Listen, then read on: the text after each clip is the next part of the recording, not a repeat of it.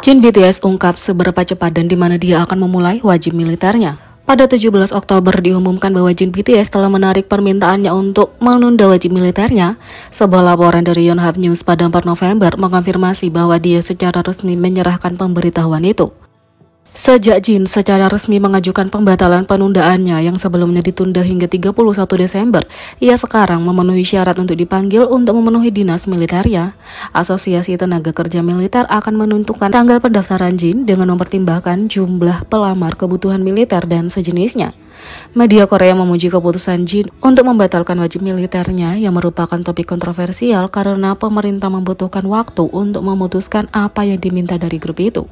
Meskipun penggemar grup sedih dengan pendaftaran Jin yang akan datang, mereka juga bangga dengan BTS dan berharap mereka kembali dengan selamat.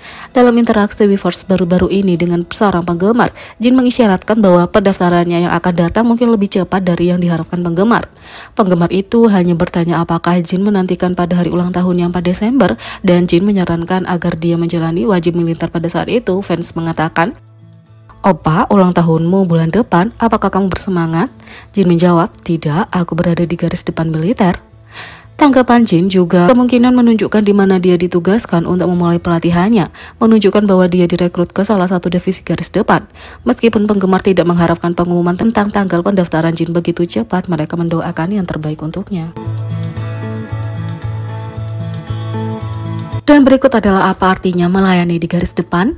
Sementara Jin belum menentukan divisi atau provinsi yang tepat untuknya, berikut adalah semua yang perlu kamu ketahui tentang sebagian besar divisi garis depan Korea Selatan. Apa yang terjadi selama pendaftaran? Ketika seorang pria Korea pertama kali mendaftar, ia menjalani periode pelatihan awal selama 5 minggu di pusat pelatihan. Ketika seorang pria Korea pertama kali mendaftar, ia menjalani periode pelatihan awal selama 5 minggu di pusat pelatihan sebelum menerima tugas pangkalan terakhir. Biasanya sebagian besar pendaftaran Tentara Republik Korea ROKA melalui pusat pelatihan Tentara Korea di Nonsan di Provinsi Gyeonggi Selatan.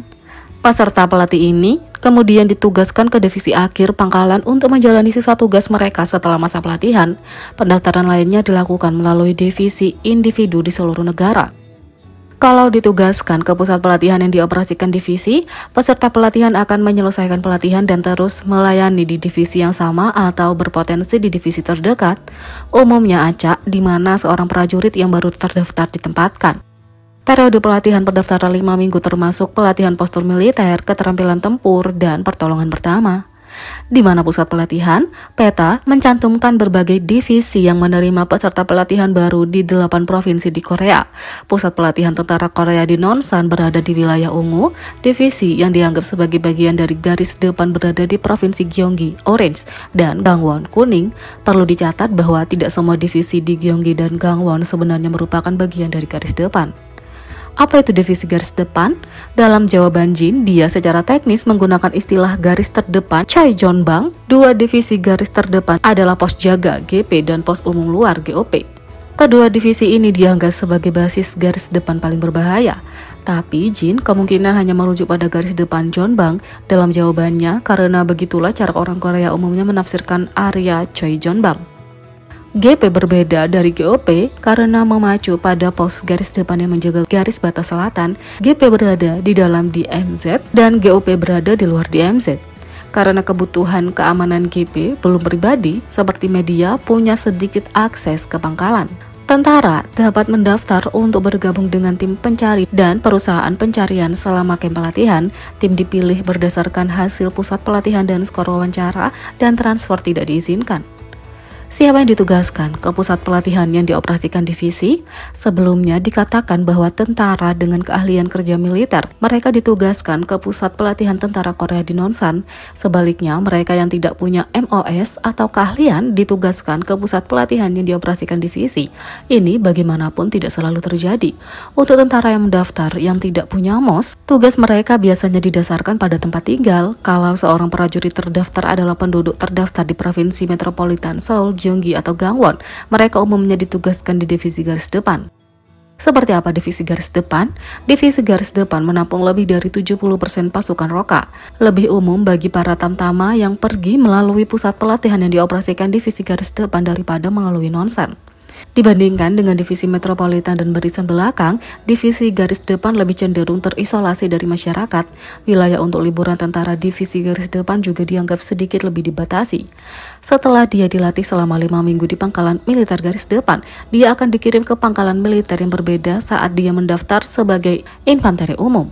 Tetapi, beberapa penggemar khawatir bahwa Jane mungkin akan dikirim ke pangkalan garis depan lain selama sisa dinasnya karena rumor mengatakan seseorang kemungkinan akan ditempatkan di pangkalan militer garis depan lain kalau dia mendapat pelatihan dasar militer di pangkalan garis depan.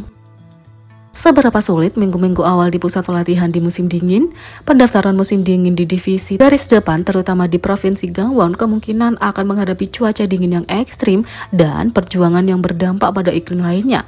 Seperti kekurangan air panas, beberapa pusat pelatihan yang dioperasikan divisi Provinsi Gangwon bertempur terus-menerus.